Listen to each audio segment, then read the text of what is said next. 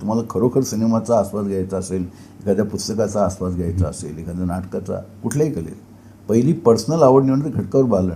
नाही रे ते मला असल्या कादंबऱ्या आवडत नाही, मला असली नाटकं आवडत नाही, मला असं हे नाही. मग तुम्हाला आस्वादच घेणार ना.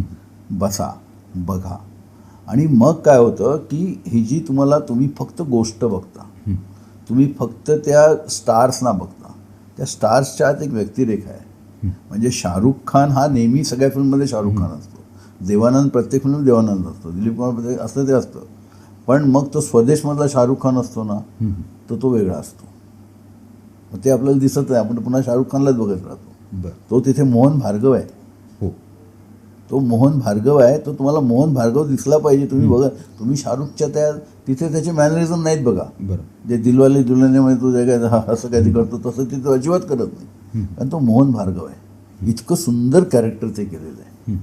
तर ते तुम्हाला तेव्हा दिसेल. तुम्ही त्याच्या नटाच्या ह्याच्यातनं बाहेर पडून गोष्टीकडे, आपण त्या नटांच्या प्रभावामध्ये इतके असतो ना, आपण गोष्टीकडे, व्यक्तिरेखांकडे बघत नाही.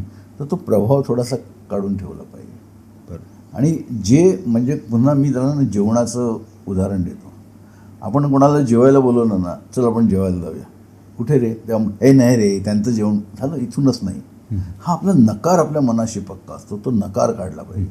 जाऊ ना, तुला मी आज तिकडे जेवायला घेऊन जातो. तुला रोज काय ते का रोज आपल्याला वर्षाचे 12 महिने जेव घालणार आहेत का?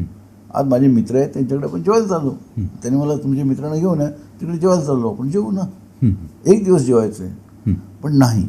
मग ते ताट पुढ्यात येतं ना, ते त्यासाठी ताटाकडे बघतात, ते भाजीकडे, आमटीकडे बघतात. शाळेला हे काय कसं का रे, खा ना.